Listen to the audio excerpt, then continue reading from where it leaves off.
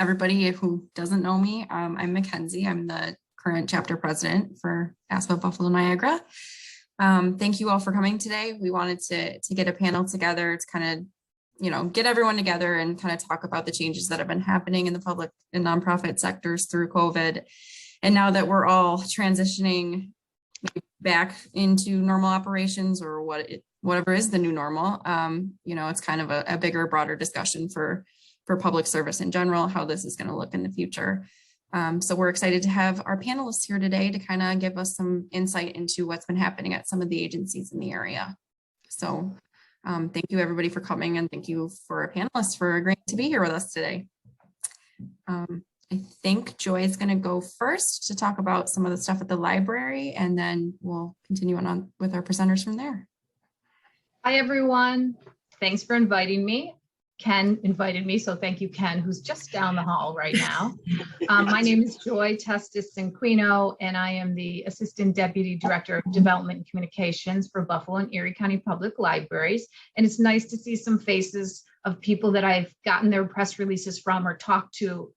Kara, especially in the last year and a half. I never met you, so it's nice to see you here on the other side of the computer. I'm excited to talk about how the library has changed, how we pivoted, and what this means going forward, because it really gave me a chance to review and look at what we had done, how we had done things in the past, how we're doing things now, and how we're getting on the right track. So I am going to share my screen. Give me a second here.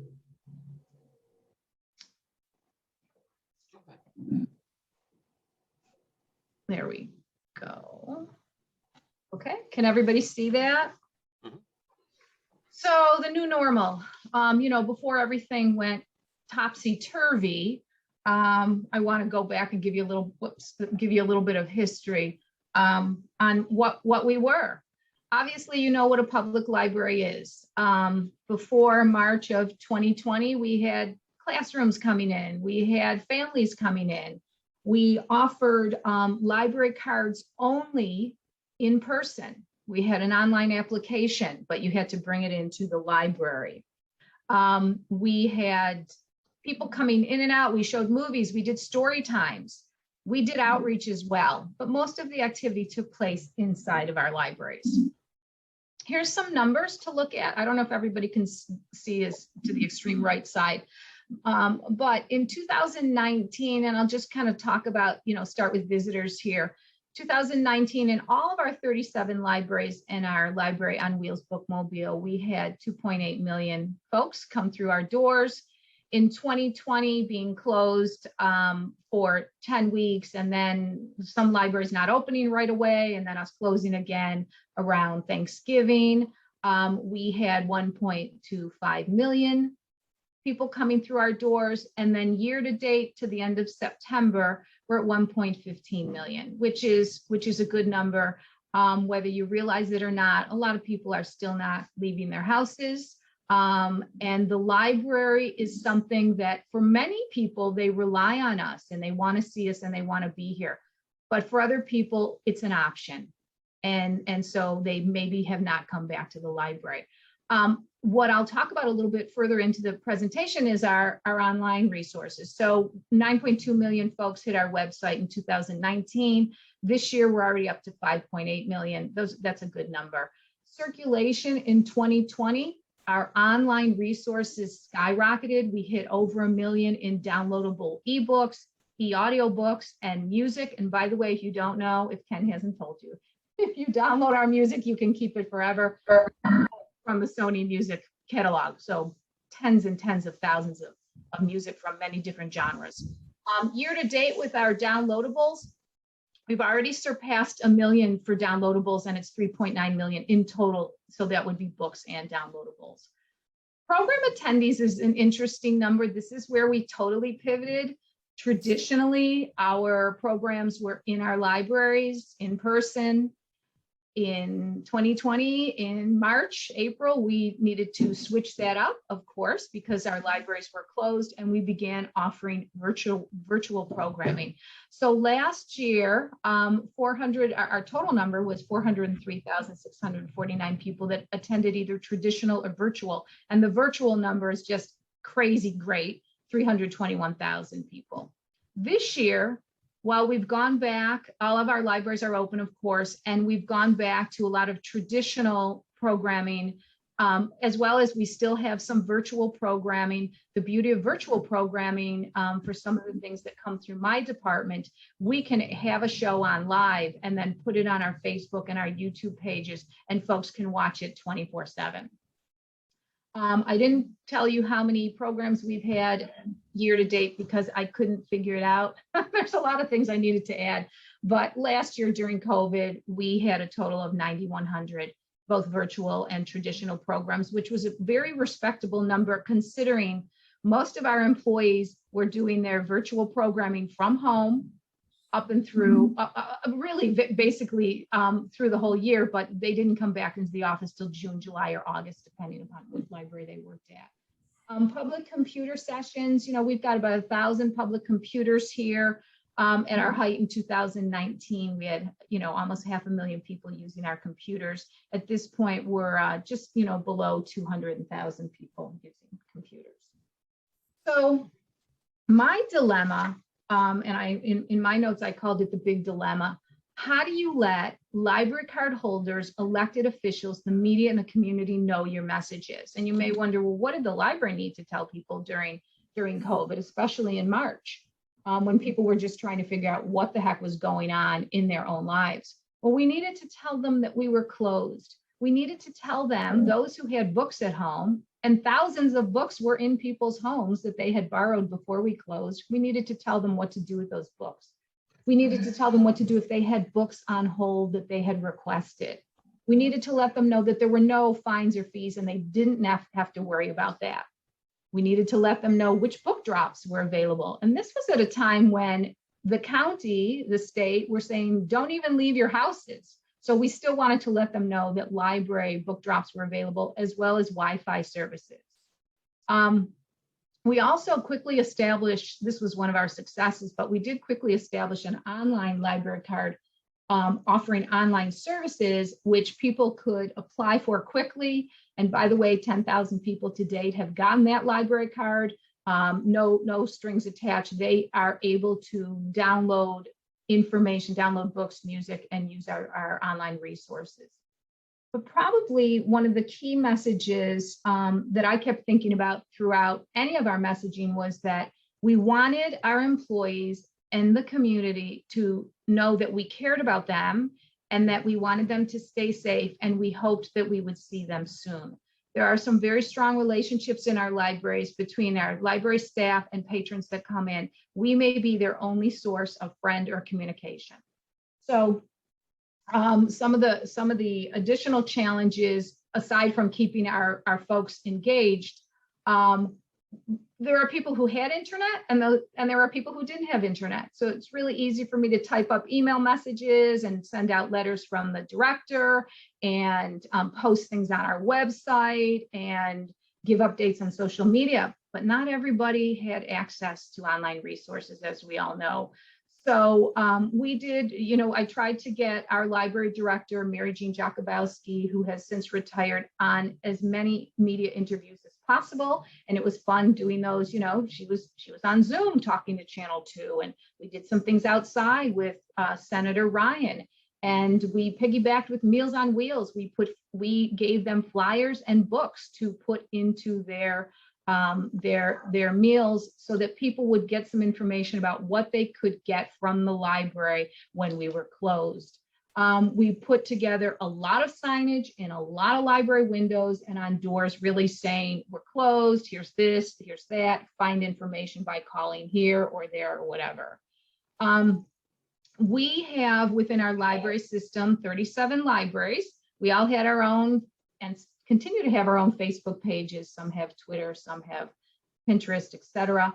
One of the things we established was coming from this office that branded social media messages went to all 37 libraries to send out to their followers and friends. And we had never done that before, and that's something that we continue now to, and it really helps out in terms of actually promoting Library Card Sign Up Month or promoting big events.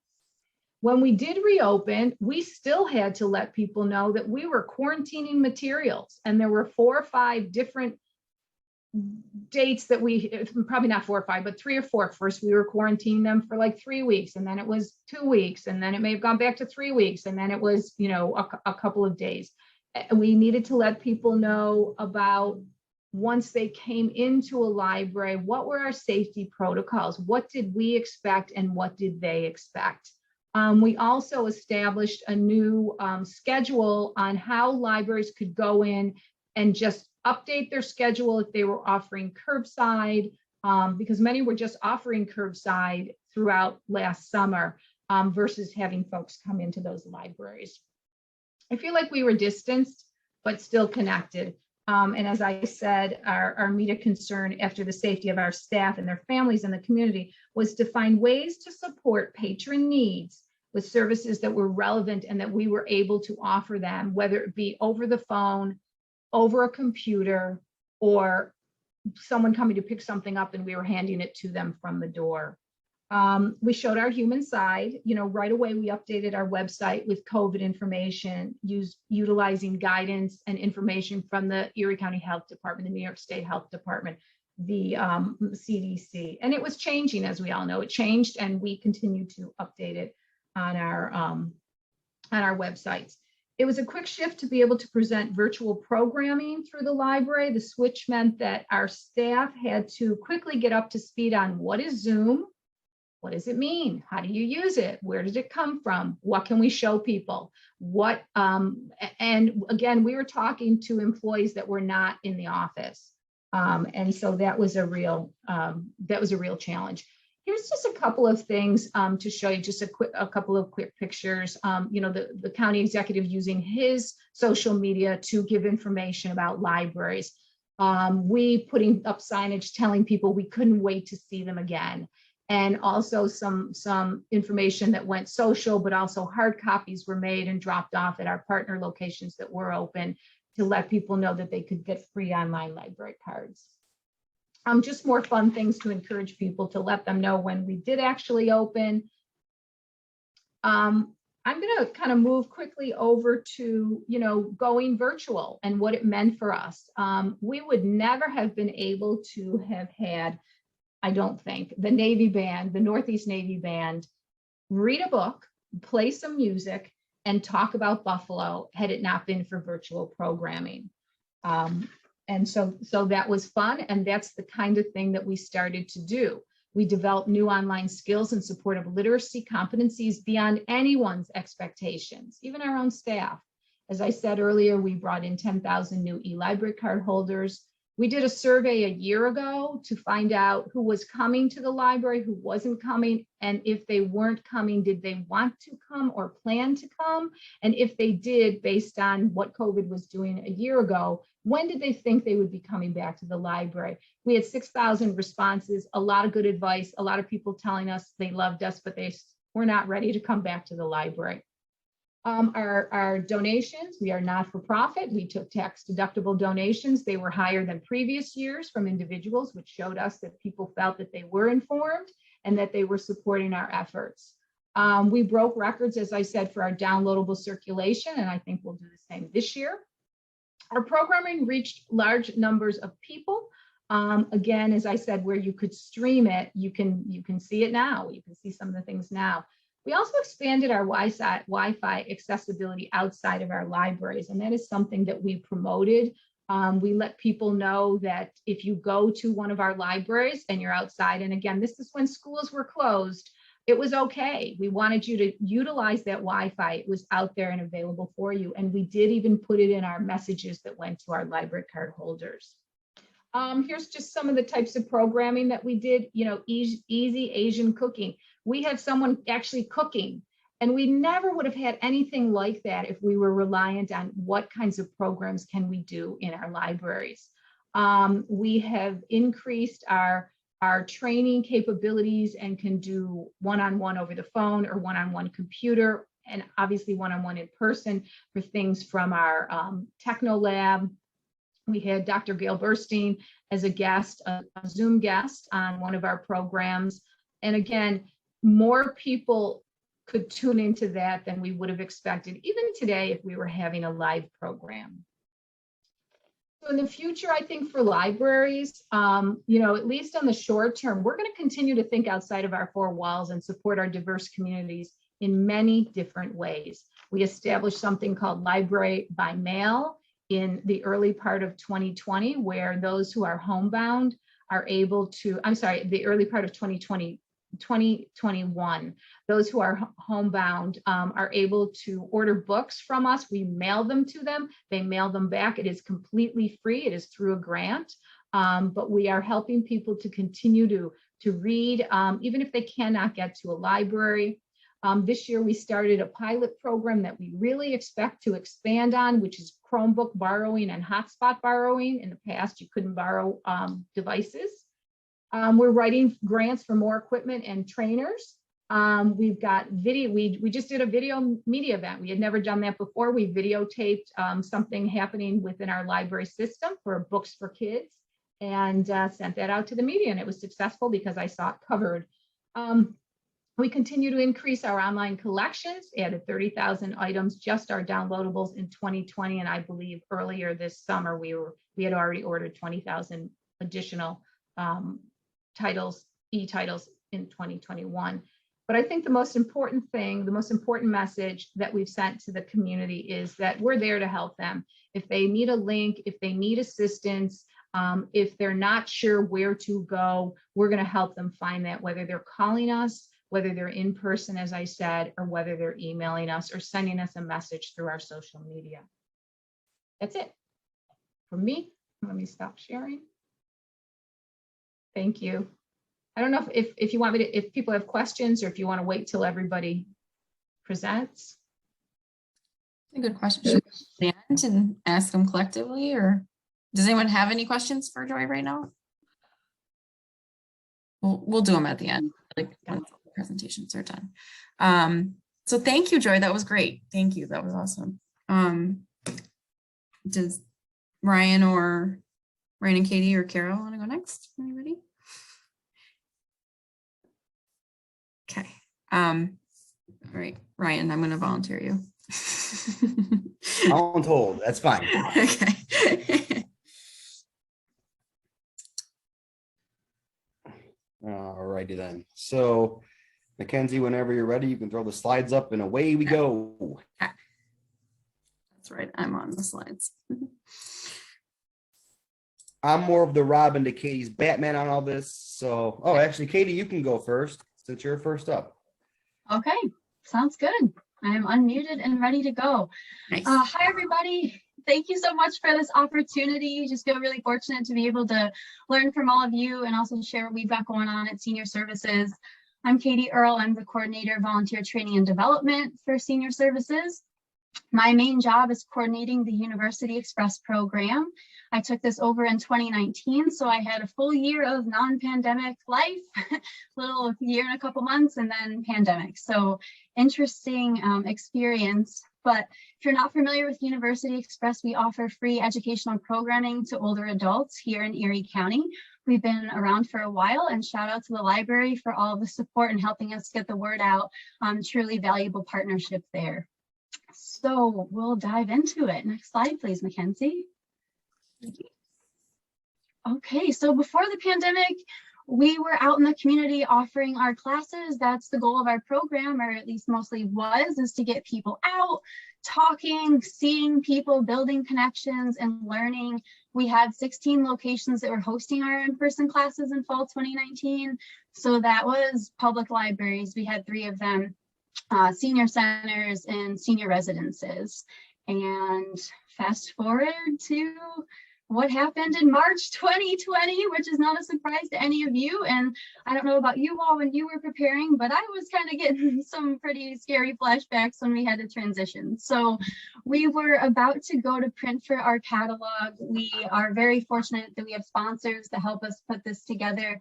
This shows all of the programs that we're offering. And we stopped that, notified everyone that we were paused.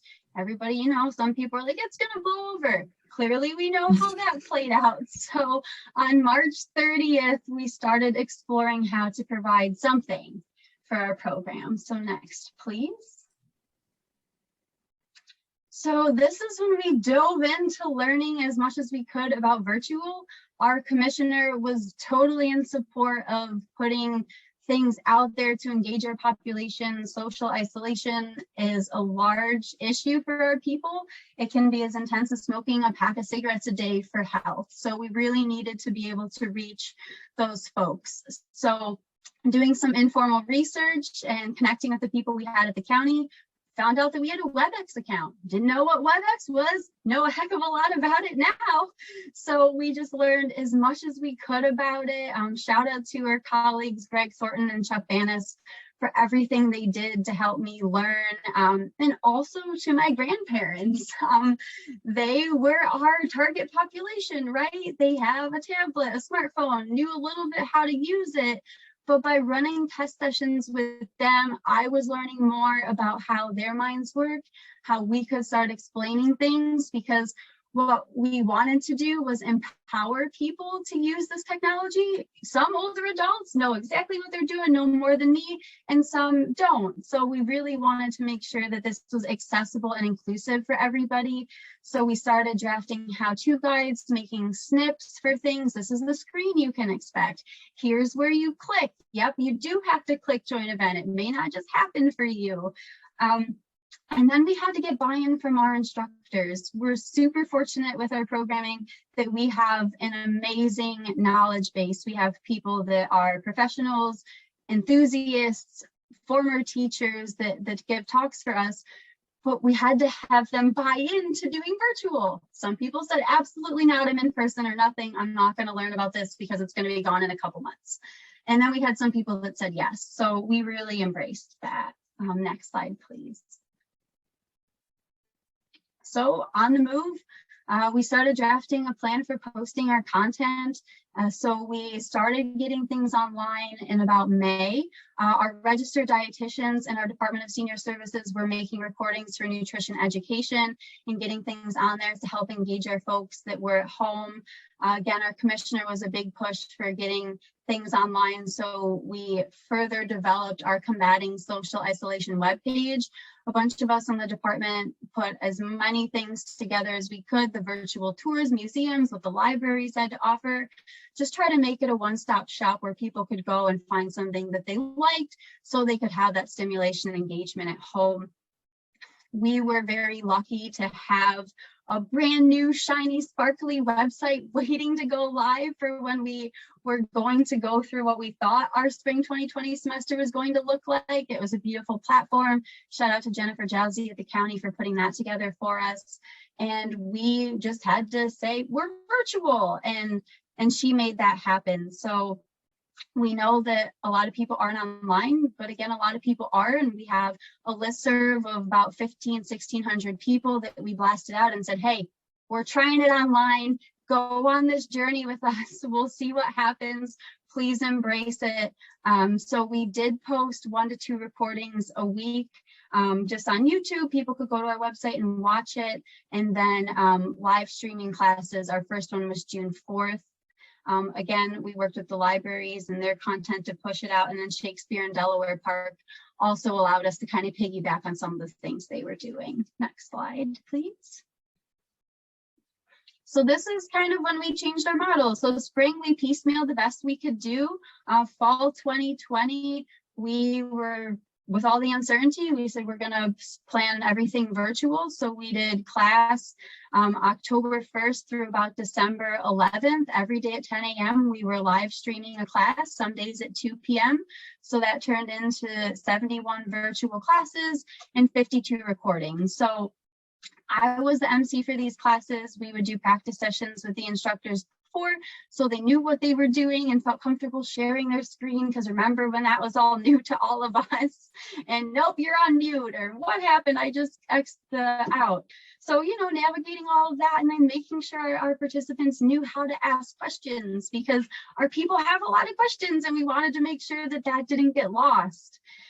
So we did that, and for our recordings, we post them to the Erie County Senior Services YouTube page and then embed them in our website, and I have a picture of that. But We also put together a current events discussion group that met monthly with news articles from the Associated Press. And we had everybody would talk and you could skip if you wanted to. And then we had a classics book club that's virtual and that's still going strong.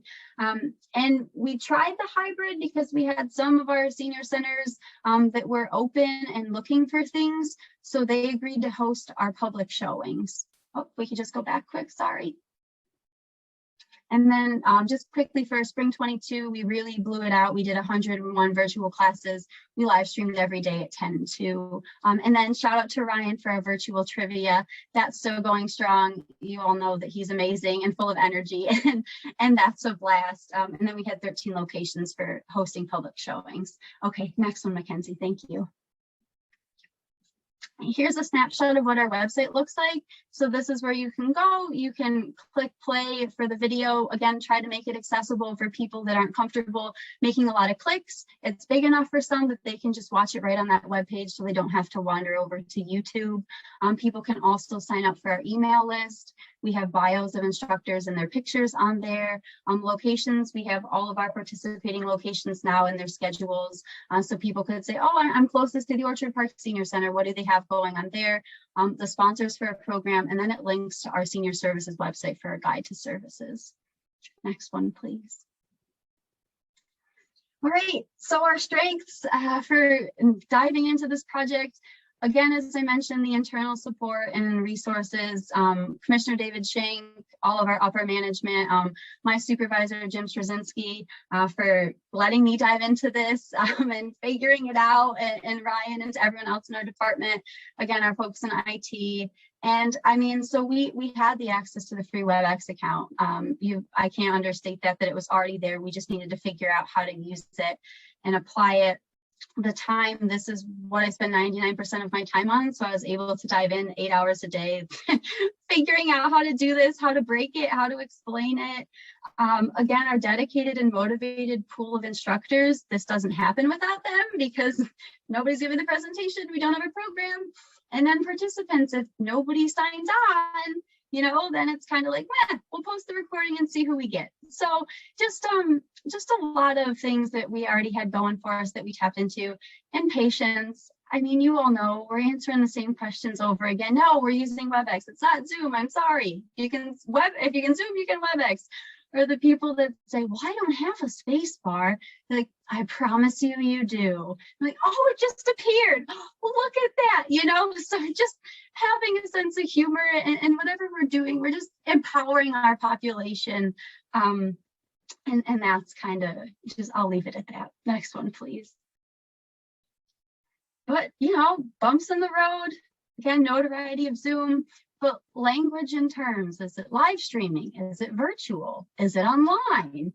What makes sense to people? What's easiest? The hybrid showing. Well, is the instructor going to be there? No, I'm not going. Okay, I can understand that. So just kind of rolling with it and figuring out what works best. For example, now we say for our in-person classes, the instructor will be physically in the room with you. Social distancing and masking. So just very specific things. Lack of access to technology or internet, we know that not everybody has it. Fortunately, with WebEx, people are able to call in to just listen, so we made that information accessible to folks. And again, with our places that we're holding the showings, and we could try to coordinate transportation. So just trying to be as accessible as possible. Low or no technology confidence, people that say, I have a computer, but I don't touch it if my son's not home. Okay, I get that. Everybody's at a different place on their technology journey, and we try to work that and empower it and build their skills. I had a woman call me and say, well, I don't know how to use the phone. And I'm like, well, you called me, so I think we've got something, we're onto something here. So, and bugs in a platform that we're all familiar with, right? I can't register, I can't join. Is it user error? Is it the platform? Both. So navigating that and running countless practice sessions to, again, empower people. And individual expectations. Mine were, I'll be honest with you, pretty low. If one person signs on, I think it's a success. Obviously, we had more people, so that's good. But even when we started having our in-person showings, I'll be honest, some of our sites were just expecting pre-pandemic audience sizes of 50 people. And that's not the case. It's still currently not the case, right? Even being in person. So just managing expectations. We're doing the best we can with what we have. There. Next, please. I'm almost finished here. And where we are now, we're in our fall 2021 semester. We're back in person. That's a picture at the Orchard Park Senior Center from last week with Joe Fiegel from Environment and Planning and Ian Bradley from UB talking about wastewater management and COVID-19, which is super fascinating. We try to have something for everybody. But so we're doing in-person masking, social distancing, and then we have our virtual classes too, and looking how we can live stream on location for those people that aren't ready to be out yet, which we completely understand. And then this should be my last slide coming up. So our future plans, working with our sites to see what technology they currently have, what they could benefit from, maybe doing the whole network to connect everybody together. But just continuing to grow our program in person, virtually, and just serve our people the best we can and make sure that it's meeting their needs. So thank you for listening to me.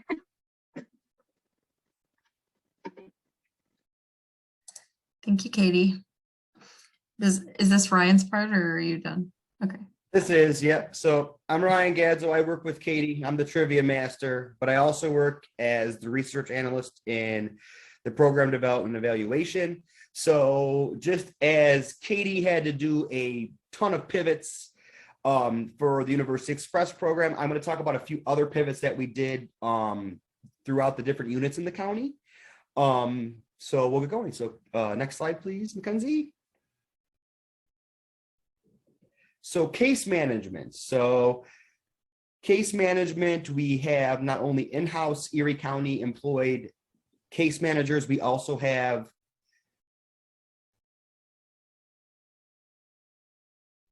I want to get this right.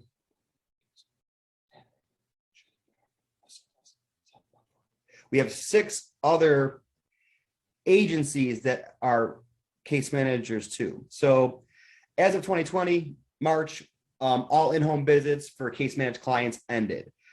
As a result of this, the department and our partner agency case managers moved toward a phone or virtual bi-monthly visit model. So just like Katie was talking about with her University Express clients calling in or connecting via the internet, we were doing the same thing with our case managed clients in their home.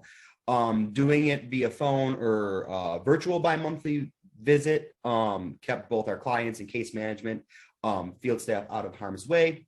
As of June 2021, our case managers were actually able to start meeting with clients in their homes face-to-face if the client was comfortable. This was also done wearing masks and socially distanced. Unfortunately, as of September 2021, the Erie County Department of Health paused face-to-face meetings with clients due to Erie County becoming a high transmission region and resumed our virtual and bi-monthly visits. Next slide, please, Mackenzie. So one function of our case management unit is our New York Connects Information Assistance Hotline. Our New York Connects Information Assistant Hotline workers were key to helping seniors who needed access to home delivered meals. Were able to be signed up for the program. Between March 17th and May 1st, we enrolled an additional 1,500 older adults in the home delivered meal program under the emergency declaration.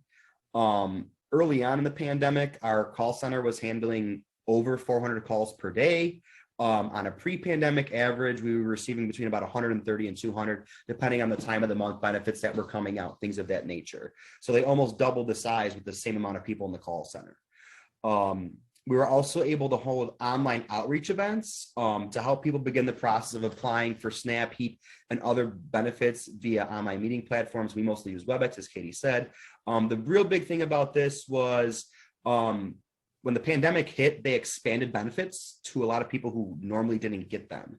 So we wanted to make sure that not only were we making sure people had enough nutrition in terms of home delivered meal program, we also wanted to make sure that they were able to purchase food if they were going out and grocery shopping and make sure they had heat and things like that. So we did hold those online outreach events, and our aging resource director, Rachel Vega, was a key to doing that. Next slide, please, Mackenzie. All right, so one of the huge pivots we made, because what happened was Congregate opened last summer. I believe it opened in August of 2020. I believe August 1st, we reopened with safe social distancing, masks involved, 6 feet apart. So as we got closer to Halloween, we once again went to pause with in-person. So in November 2020, we started our frozen congregate meal program. It's a grab and go meal. So in November 2020, we had one location serving about 36 meals per week out of Feed More of Western New York. Fast forward to January of 2021, we had 15 locations now serving these meals, with about roughly 1,100 meals per week, with 2 commissaries. That was Feed More of Western New York and Kenton Meals on Wheels. February 2021, we had 23 locations serving the frozen meal program, roughly doing 1,500 meals a week. Those 3 commissaries consisted of Feed More of Western New York, Kenton Meals on Wheels, and Amherst Meals on Wheels. March 30th, we were up to 30 locations serving 1,700 meals a week. April 2021, we're up to 35 locations, roughly serving 2,600 meals per week. Then as the spring hit, we were able to reopen our congregate meal facilities so people could meet and have that hot lunch meal daily at noon. You want to go to the next slide? So Go and Dine was a pilot program that started in April of 2019 that was funded through the Administration on Community Living. So started April 1st, 2019. So as of April 2020, after the pause happened, our participating restaurants went to a takeout only model that was approved by the ACL, the Administration of Community Living. I really do want to thank them so much for that during that time. As a lot of our clients in that program do live alone, and like going to a familiar restaurant to see a familiar face to just say, hey, how you doing, was pretty huge. I know Katie touched about social isolation, how it could be a detriment on the population we serve. So in June 2020, our restaurants were able to open for outdoor dining and indoor social distance dining, but participants were also able to continue the takeout meal. So as of July 2020, the program went from 300 participants in April to 1,700 participants. We also increased their monthly vouchers from 4 to 8, still allowing the takeout model to happen. So from July through the holidays, through the spring, in April of 2021, we returned to 4 monthly vouchers. And at that point in time, we were kind of lulling away in the infection rate. So we wanted to go back to in-person dining at the restaurant so that people could socialize with each other to help decrease the social isolation, which was the intention of the pilot program. The pilot program actually did end in December of 2020. So as one of the county executives' Live Well Erie initiatives, we've been able to sustain the funding and carry it on. And then as of September 2021, the takeout model was allowed to be reinstated once again due to Erie County becoming a high transmission area. Mackenzie, next slide. Okay, so that's all I have in terms of what we did in terms of pivot. A lot of the other stuff on the back end was really done with our client database, NiceSofa, and PeerPlace. I'm not going to bore you with all that technical jargon, but yeah. So, but Katie rocked it. So we had a lot of sessions, both going back and forth on, is it working here? Is it working there? So no, but that's pretty much the pivots we made outside of just University Express program to make sure that our clients were not only getting served in their home with in-home personal care and things like that, but also making sure they were getting meaningful nutrition as well. And if I may add to that, I just want to say that Ryan really keeps our department going and keeps us all in check and reporting our numbers so we can continue to do our great work. And he's just an amazing resource for our department. And I'm so grateful for his support. So I just want to make sure that that gets said, Ryan. Oh, thank you, Katie, as you are too. Well, thank you both. That was really interesting. I'm sure it was challenging, just with your population and trying to make people are depending on those services, and they're very important, services to get to people. So I'm sure that was quite a struggle, quite a pivot to make. But thank you for that. And then we just have Kara Kane. Hi, everybody. So I'm Kara Kane. I'm the Public Information Officer for the Erie County Department of Health, making cameo appearances in some of the other presentations tonight. I don't have any slides, but I did want to highlight 3 sort of different aspects that we, as a health department, pivoted to throughout the pandemic. But I will note that we did, and we still continue to work very closely with Erie County departments and other agencies in the area, both as a conduit for communicating how other departments are pivoting. I remember vividly putting together slideshows throughout last spring and summer, making sure that we highlighted the good work of places like the social services department and the libraries, because we went from being, as a health department, our work often happens behind the scenes, and you don't notice us unless, something happens with a hepatitis A outbreak or we have a rabies clinic. We really operate behind the scenes, and this pandemic has really brought public health and public health agencies to the forefront. And luckily, we had a team in place that was able to, again, to use that word pivot, to presenting material through media press conferences and media availabilities, recognizing that those in-person press conferences had to stop for a while, and being able to produce pretty well organized press conferences that local media picked up. I've heard anecdotally from friends and people in the public and even my own family that those regular press conferences were welcomed, especially when there was so much uncertainty in 2020, when things from New York State and the federal government were changing so often, sometimes most of the time on a daily basis. So being prepared to be able to present that information accurately, as timely as we could, I think that was one of the main pivots. But I will say that every department and every service and every program that we offer as a health department was affected by the pandemic. It still is, to a large extent. And we had to develop entire services and programs that we had not done before. One of the most visible is probably our call center, which didn't exist before March 2020. Our contact tracing team, which is still very active. We've always done contact tracing as a public health department, mostly with our tuberculosis and sexually transmitted infections cases, but those don't operate as quickly as COVID tracing does, and as intensely and as visibly. So those are 2 examples of new programs and services that have expanded and grown over the past year and a half. But another one that I'd like to highlight is the work of our opioid epidemic task force. So much of their training and outreach had been done in person. And as people sort of retreated to their homes and away from the places that they usually occupied, work, social activities, our opioid task force needed to find ways to continue to reach those people. So 2 different programs that we've developed over the past year and a half include our virtual Narcan trainings. So, we have an 8-minute video where people can watch it and be able to be knowledgeable about how and when to use Narcan, and also our text to Narcan program, where people can scan a QR code, and the only question we ask is, where should we send your Narcan kit? So that has been very successful.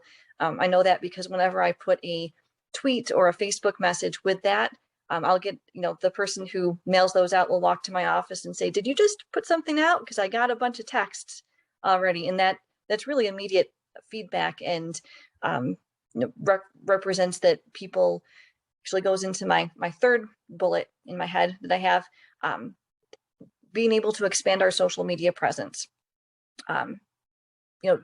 Recognizing that people were tied to their computers, they were tied to their phones, they still are, but looking and craving information and using our social media presence on Twitter and Facebook, and to a lesser extent, our website and Instagram, to push out information that we knew people needed to have for their own safety and their own peace of mind.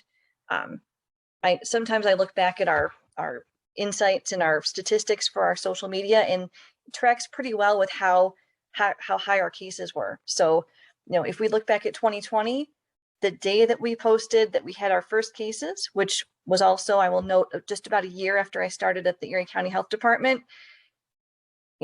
imagine a line, it went like that.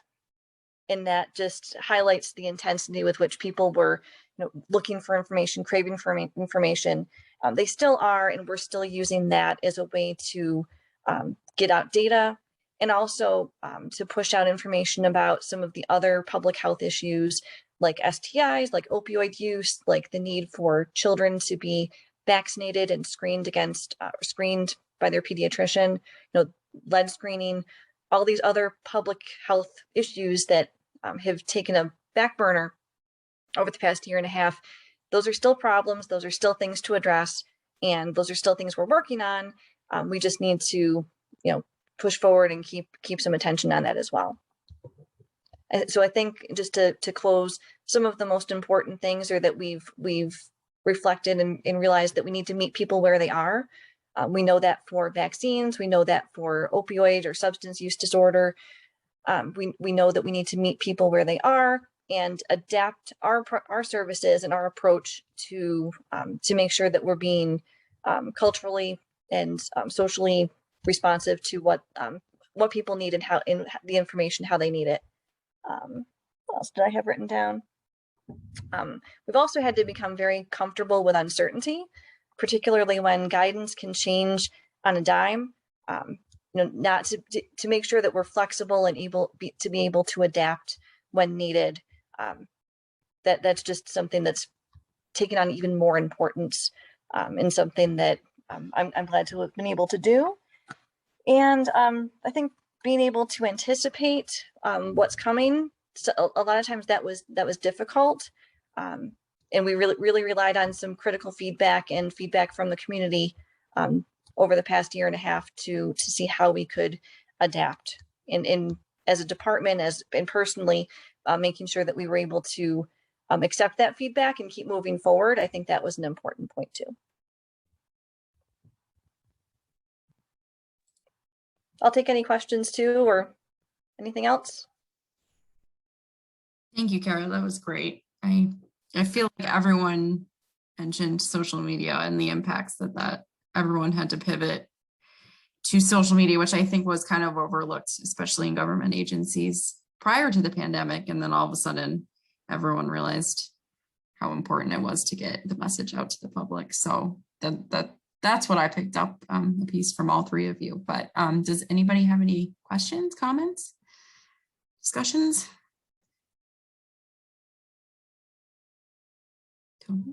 I'll do a quick question. I'll direct it mainly because I think it's probably most relevant for Joy, but of course, if any of the other speakers want to chime in from their experiences, please do. The question I have is looking especially at the library situation. I know that with, technology, pandemic or no pandemic, it's just been coming on strong, and that's certainly a challenge for looking at any kind of place. If you've got, the mode of business is a physical hard copy book and everything's going to technology, then certainly, with what the library's been doing, and I commend the system on this, in the last 10, 15 plus years, you've already, you've been meeting that challenge in terms of getting more things online, having that availability, et cetera. So with all that said, the question is, when you look at the pandemic, was it really more of kind of pivoting to other things, or was it really sort of taking things that you already had in place and just kind of going a little bit more warp speed on them, so to speak? The answer is really both. For example, we had always planned to have an online library card, but COVID said, make it happen now. Would we have had so much virtual or any virtual programming? I don't think so. I mean, we were always doing training and we would post it on YouTube, but this provided such a vast change in what we could let people know. We had a video of someone showing how to make donuts at a donut shop and then tying it into health and wellness. So I think that, you know, some things were close to being something we would have rolled out, but other things were not. And one of the things actually I forgot to say was Buffalo and Erie County Public Libraries were a leader across the state in reopening and having, I'm going to use the word successful reopenings. Libraries across the state talked to us, worked with us to find out, how did we do it? How did we get the plexiglass? What did we put down on the ground? How were we communicating with our staff? Because that's huge in itself, as well as in the community. So I think, Tony, the answer is yes to both. And I don't know if Ken Stone wants to jump in and add his 2 cents, as he sometimes does. you have 30 seconds, Ken. I have a reputation, you know, and the hook is there. Yeah, I think Troy hit the nail on the head, and it was a matter of not just rolling with the punches, but seeing what worked. And some of that was based on public reaction. Huge shift. We shifted dollar resources heavily into e-resources throughout the pandemic, and we saw double-digit and some months triple-digit growth in the use of those. So the difference between circulation, there's this big, huge shift to online and to ebooks, and you know, our providers have made it more accessible. You can get an app which you reserve it, you download it. I'm fond of nonfiction read by the author and let it go. And people are discovering that, and they're finding that it's useful. But still, people are coming in. We just ran the numbers for September, and we were pushing 60% of, over 60% of 2019 levels in terms of visits, which is a big. We saw the dip with the Delta variant, and you can see the dips every time COVID misbehaved. So. Anyway, yeah, it was an experience, and we're all learning from it. Now, I was going to ask the other speakers, you know, what of the techniques that you've employed during COVID do you think are going to stick, or how might they evolve? That's my question.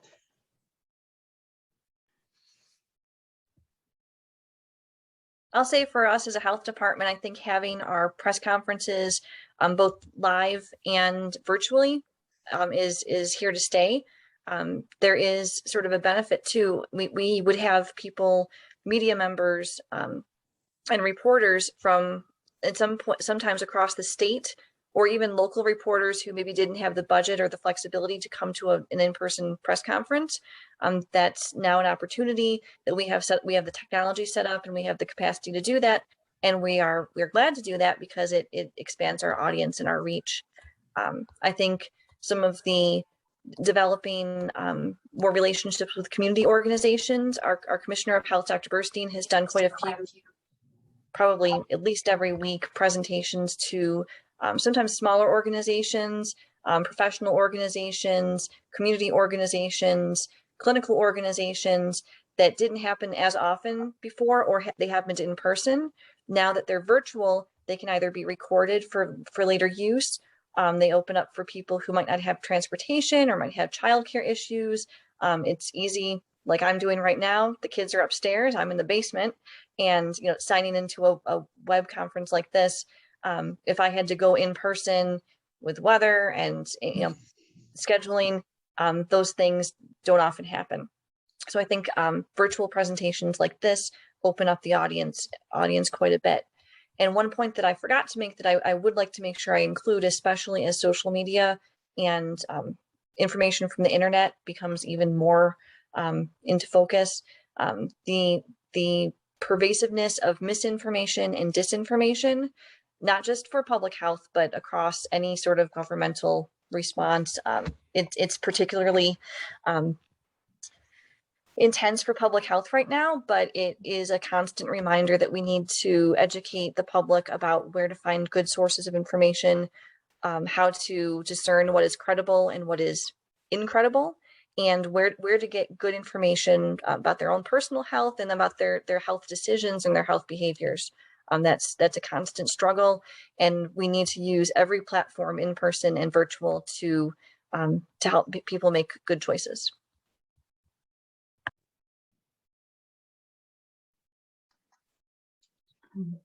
Brian, I'm not sure if you want to say anything, but I'll pick up on that too. Virtual for us is here to stay. It's something that we had talked about in the far off land. Oh, we'd love to do some virtual programming. We know people aren't driving sometimes, or caregiving responsibilities are getting in the way, even weather, like Carrie, you just mentioned. So warp speed, that's what we're doing. This is what we will be doing. A program I didn't mention is our virtual exercise. Julie Rosala in our department runs a virtual exercise program at 9 a.m. every morning during the week, and she has a really wonderful following. And without that, those folks may not have that. So just however we can reach people and continue to be accessible. And shout out to the health department for giving us some good University Express classes too. And we're always looking for instructors.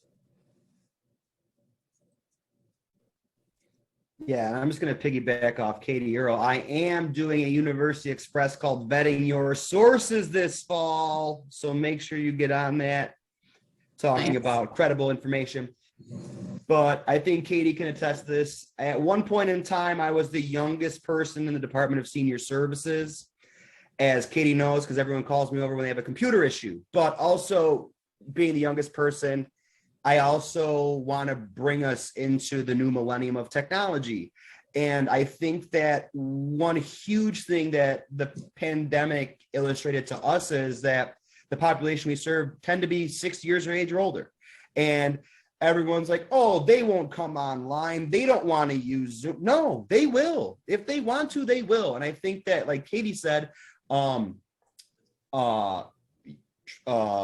virtual's here to stay. Like she said, we have our trivia game every 2 weeks. We have book club. We have current events discussion group. We are hoping, like Katie said, to explore the building out of an online platform to be able to connect more. I know we have a couple things in the hopper that haven't been announced yet, so I'll let the press release roll with that. But no, we're right now, my unit is doing preliminary research to write a grant to hopefully expand the amount of online offerings we can do in the future. So I think that we've recognized, and not for nothing, I hate to say this, but when I got to senior services, like automating unit entry for the client data system was like, what are you doing? You're messing with the whole flow of work here. I'm like, no, I'm making less work, more accurate data in a more time efficient manner. And I think that the pandemic has helped our department push into today. And it's glad for me to see, as someone who was like the one beating the horn, like, why do we keep doing it this way? You know, change is difficult, especially being the youngest guy in the department at one point in time. Like, what does he know? He's been here for a year. Why are we listening to him? Now I'm 7 years older and 7 years longer in the department. And now Katie's maybe one of the youngest people in the department, not me anymore. So, but like looking at it like that, I think that it's something that we've embraced. And I think that the pandemic's proven to us that our clients and the population we deal with want this. And like Katie said, the evidence is in itself that it's here to stay. And if anything, we're doubling down and we're expanding.